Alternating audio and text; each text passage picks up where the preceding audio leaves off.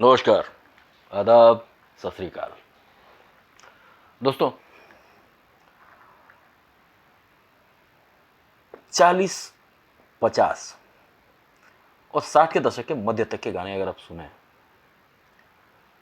तो इतने भारी भरकम उर्दू के शब्द आपको मिलेंगे जिनमें से 70-80% शब्द तो सर के ऊपर चले जाते हैं। लेकिन 60 के दशक के मध्य के बाद थोड़े आसान शब्दों का इस्तेमाल शुरू हुआ, या यूं कहें सही मायनों में हिंदी गाने बनने शुरू हो गए। शुरुआती दौर में मतलब 60 के दशक के मध्य से पहले शकील बदायूनी, कैफी आजमी, साहिर लुधियानवी और भी कैसे गीतकार थे जिन्होंने भर भर के उर्दू के शब्दों का इस्तेमाल हिंदी गानों में किया था। लेकिन 60 के दशक के मध्य के बाद एक क्रांति सी आई और सही मायनों में ये कहें तो हिंदी शब्दों का प्रयोग शुरू हुआ। हिंदी के ज़्यादा शब्द आने लगे।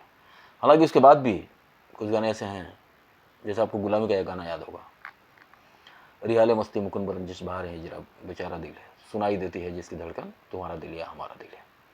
तो गुलजार साहब ने पहली दो लाइनें हैं उसमें तो पूरा उर्दू लिटरेचर ही उछल दिया है। लेकिन बड़ी समझदारी से उन्होंने जो अंतरा है अंतरे में आसान शब्दों का प्रयोग किया है ताकि गाना सबकी समझ में आ जाए। जो पहले की दो लाइनें हैं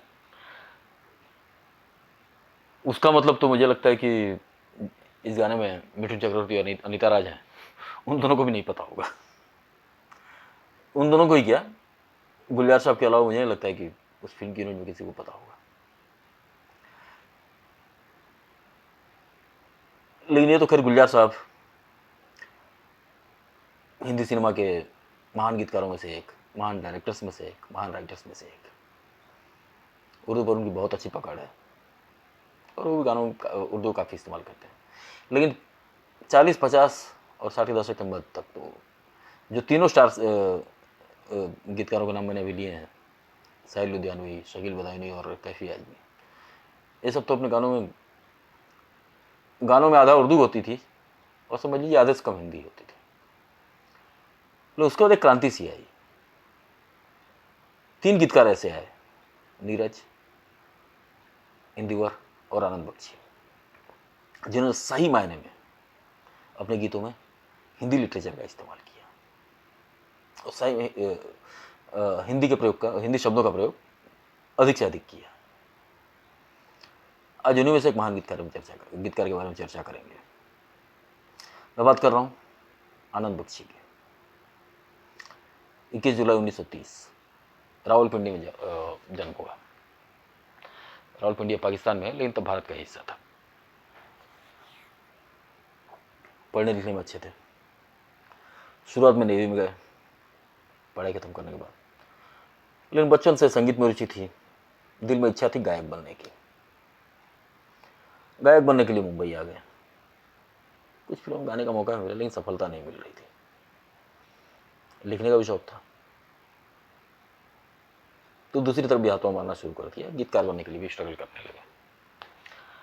पहला मौका मिलता है भगवान दादा की फिल्म भला आदमी से, उसके लिए कुछ गाने लिखे। भला आदमी रिलीज हुई, छोटी फिल्म थी, आई गई पता नहीं चला। स्ट्रगल अभी जारी था और 3-4 सालों तक स्ट्रगल किया। सफलता कहां से मिलती है?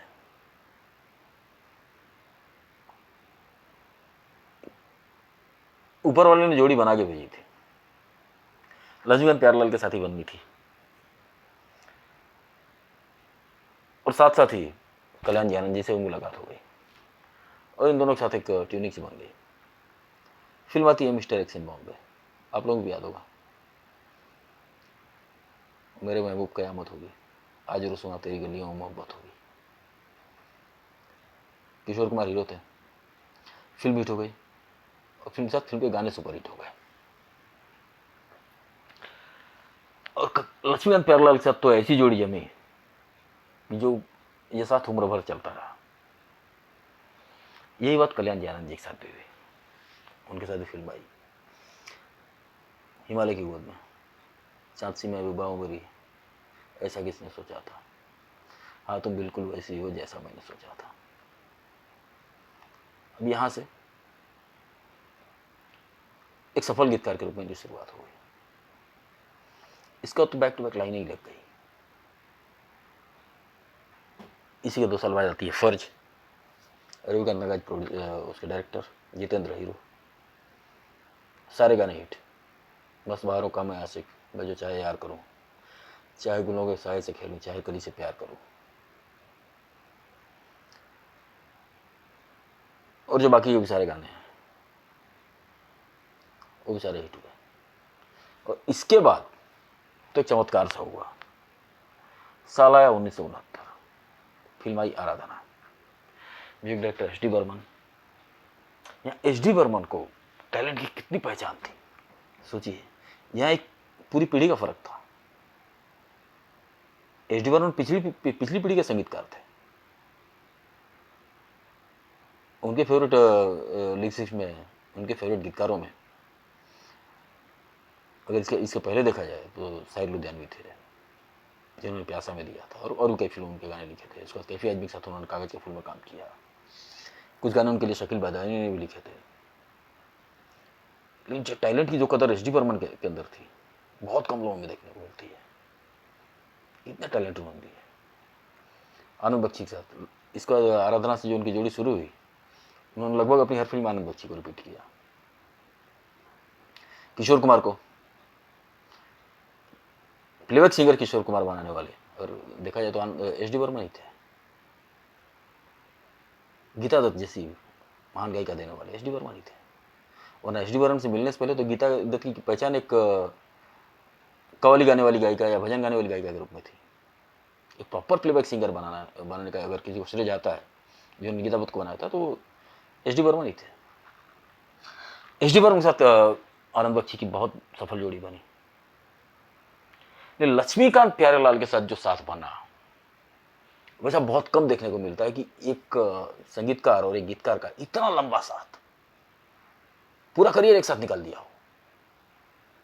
अलग अलग कोई फिल्म ऐसी आती थी जिसमें लक्ष्मीकांत प्यारेलाल के साथ कोई और होता था, और उनकी हर फिल्म, लगभग हर फिल्म में आनंद बख्शी होते थे। और ये एक बहुत बड़ी वजह थी जिसकी वजह से साहिर लुधियानवी लक्ष्मीकांत प्यारेलाल से नाराज थे। और साहिर लुधियानवी एक बड़े अलग किस्म के व्यक्ति थे। उन्होंने इसका बड़े गंदे तरीके से बदल लिया था लक्ष्मीकांत प्यारेलाल से।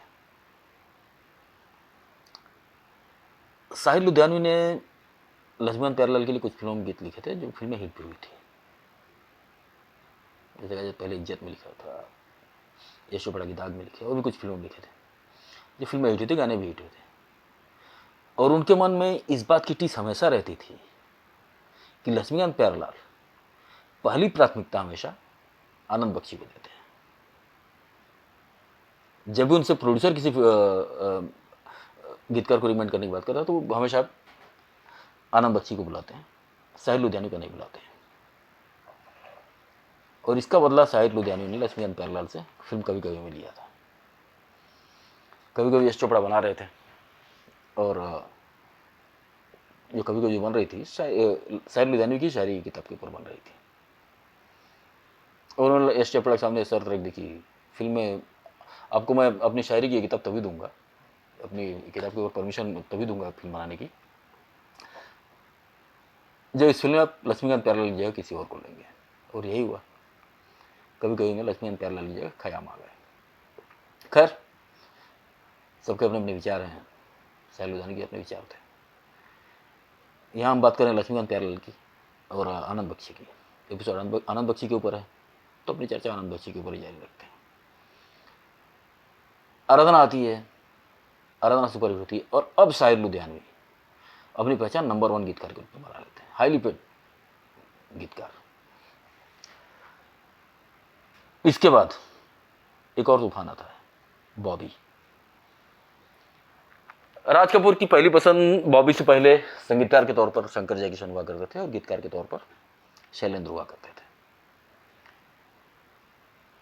लेकिन अब दौर बदल चुका था। शंकर जय किशन की जोड़ी जो टूट चुकी थी। शैलेंद्र जी दुनिया में नहीं थे, शंकर जी दुनिया में नहीं थे। और एक युवा प्रेम कहानी बना रहे थे राज कपूर। उन्होंने लक्ष्मीकांत प्यारेलाल, वो खुद लक्ष्मीकांत प्यारेलाल के पास गए, उन्होंने कहा कि आप लोग मेरी फिल्म के संगीत को जवान कर दीजिए। लक्ष्मीकांत प्यारेलाल ये विश्वास नहीं कर पा रहे थे कि राज कपूर हमारे पास खुद आए हैं और अपनी फिल्म का संगीत देने को कह रहे हैं। हालांकि वो स्टार संगीतकार बन चुके थे, दोनों बहुत नाम कमा चुके थे, लेकिन ये बहुत बड़ी जिम्मेदारी थी। राज कपूर की फिल्म थी, लक्ष्मीकांत प्यारेलाल ने फिल्म में अपनी जान फूंक दी। सब कुछ जवान था, संगीत देने वाले जवान थे, गीत लिखने वाला जवान था, और एक जवान गायक आया, शैलेंद्र सिंह। हीरो हीरोइन तो पहले से दोनों युवा थे, ऋषि कपूर और डिम्पल कपाड़िया। शैलेंद्र सिंह जिन्होंने इस फिल्म के सारे गाने गाए, और गानों ने क्या तूफान मचाया, ये तो सबको पता है। 1973 से लेकर ये 2024 चल रहा है, पीढ़ियां गुजर गई, लेकिन गाने आज भी उतने ही जवान हैं।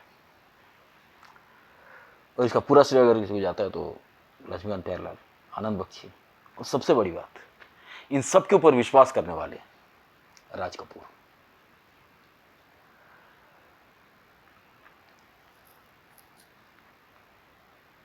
आनंद बख्शी सही मायनों में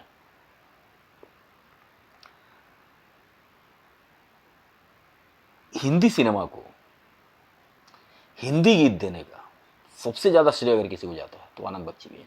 हालांकि मैं बाकी इन दोनों को भी, न नीरज का या इंदिवर का क्रेडिट नहीं, मैं नहीं छीन रहा हूँ, ये दोनों बहुत महान है अपने आप में।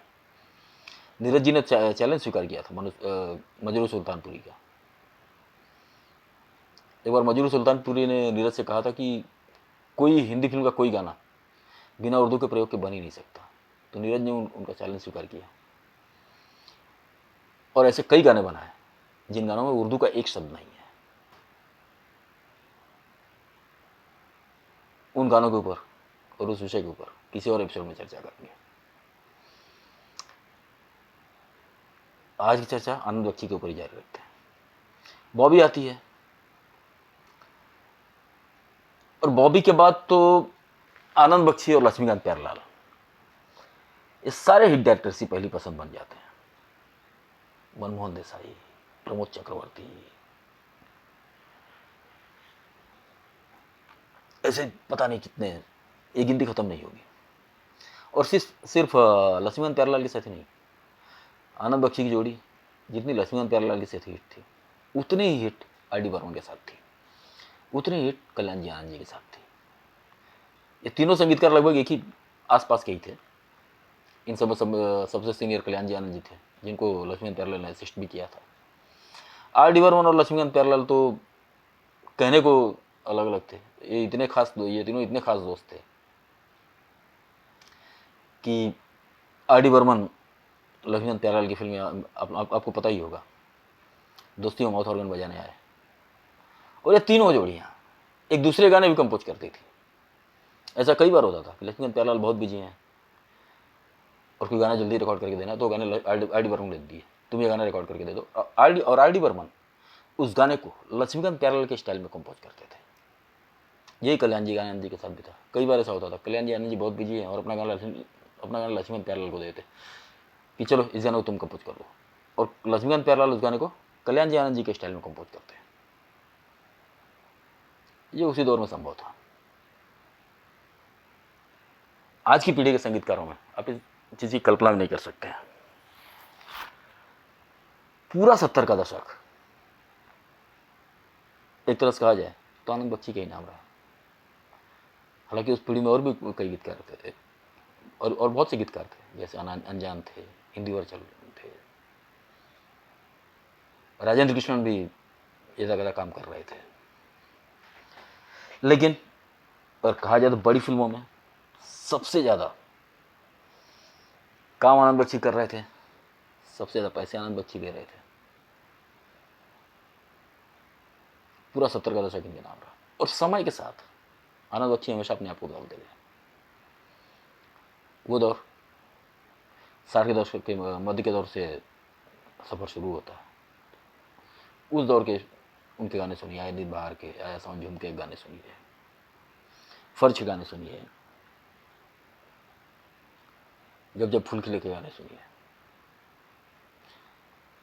अब 70 के दशक में आइए, अब बॉबी के गाने सुनिए, दोस्त के गाने सुनिए, मनमोहन देसाई की फिल्मों के गाने सुनिए, अमर अकबर या परवरिश, सुहाग, इन फिल्मों के गाने सुनिए। अब आ जाता है 80 का दशक, जब हिंदी सिनेमा पर वल्गैरिटी थोड़ी हावी होने लगी थी, लेकिन आनंद बख्शी ने हमेशा अपने आप को उस वल्गैरिटी से बचाए रखा। आनंद बख्शी के पूरे करियर में सिर्फ एक गाना है जिसपे आप थोड़े से प्रश्न उठा सकते हैं, जैसे जो सुभाष घई की खलनायक का था, चोली के पीछे क्या है। हालांकि इस गाने में भी मुखड़ा सिर्फ है कि चोली के पीछे क्या है। आगे आनंद बख्शी संभाल लेते हैं, चोली में दिल है मेरा, चुनरी में दिल है मेरा, ये दिल में दूंगी अपने यार को। लेकिन फिर भी इस गाने के ऊपर एक सवाल उठाया जा सकता है। इसके अलावा एक जुमा चुमा के ऊपर सवाल उठा सकते हैं, तो उस गाने में तो जो नायिका है उसका नाम जुम्मा है, और वो नायक उससे चुमा मांग रहा है, जो पहले उसने कहा था, वो इस गाने में कहा गया। बाकी ऐसा उनके पूरे करियर में एक भी गाना आप नहीं सुना, आपको नहीं मिलेगा जिसके ऊपर आप कोई सवाल उठा सकें। जबकि पूरा 80 का दशक चीपनेस और वल्गैरिटी से भरा हुआ है, लेकिन आनंद बच्ची ने अपना स्टैंडर्ड मेंटेन रखा था। 80 के दशक में छाए रहे पूरे। 90 का दशक आता है, अपने जीवन के अंत तक, और आनंद बच्ची ने कितनी पीढ़ियों के साथ काम किया, इस बीच में कितने लोग आए। 90 के दशक में समीर आ गए, देव कोहली आए, और भी बहुत से गीतकार आए, लेकिन आनंद बच्ची उसी पोजीशन पर थे। और इतना काम करने वाला, इतना सफल गीतकार, आप लोग विश्वास नहीं करेंगे, स्वभाव से बहुत फक्कड़ था, बहुत तुनक मिजाज थे। किसी को उसकी सही जगह दिखाने में 1 मिनट नहीं लगा, 1 मिनट नहीं लगता था, चाहे कितना बड़ा प्रोड्यूसर हो, डायरेक्टर हो। बात पसंद नहीं है तुरंत रिएक्ट कर देते थे, बोलचाल शब्दों में अलग अलग गालियों का भी इस्तेमाल कर लेते थे। एक फक्कड़ स्वभाव का व्यक्तित्व, अपनी प्रतिभा के दम पर उनसे व्यस्त गीतकार शायद इंडस्ट्री ने देखा। बीच में कई लोग आए, एक कालखंड के लिए समीर भी बहुत बिजी थे, उनका भी समय निकल गया, लेकिन समय आनंद बख्शी जो सफलता 60 दशक के शुरुआत में मिली, उनकी मृत्यु के समय तक वो उतने व्यस्त थे। दौर निकलता गया, संगीतकार बदलते गए। एक लंबा समय, लगभग पूरा करियर लक्ष्मण प्यारेलाल के साथ गया, उसी बीच में आर डी बर्मन के साथ बहुत नई काम किया, कल्याण जी आनंद जी के साथ बहुत नई काम किया, यहाँ तक कि उस पीढ़ी के वो संगीतकार जो उनके बेटे और पोतों की उम्र के थे, उनके साथ भी उतना ही काम किया और उतने ही सफल रहे। जतिन ललित,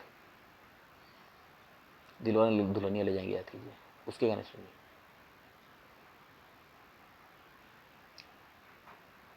आखिर में जो फिल्म आई थी उनके मृत्यु के आसपास, दिल क्या करे, उसके गाने सुनिए। प्यार के लिए 4 पल कम नहीं थे, कभी तुम नहीं थे, कभी हम नहीं थे। दौर बदल गया, लोग बदलते गए, समय के हिसाब से गीतों का मिजाज बदला, लेकिन गीतों का स्तर नहीं बदला, स्तर वही था। उस दौर में उन शब्दों की, उन भावनाओं की कल्पना आप कर सकते थे। प्यार के लिए 4 पल कम नहीं थे, कभी तुम नहीं थे, कभी हम नहीं थे। ये चमत्कार वही मान गीतकार कर सकता था। आखिर में वो दिन भी आया हुआ, उस दिन 30 जुलाई 2002 दिल बीमारी की वजह से आनंद बख्शी ने इस दुनिया को अलविदा कहा और छोड़ गया हमारे लिए अपने दिए हुए अनमोल गीत, अनमोल यादें, जो आने वाले कई सदियों तक हमारे साथ रहेंगी। आज के लिए इतना ही। अगले एपिसोड में किसी और महान हस्ती के विषय में चर्चा करेंगे। तब तक के लिए आप लोग अपना ख्याल रखिए। नमस्कार, धन्यवाद।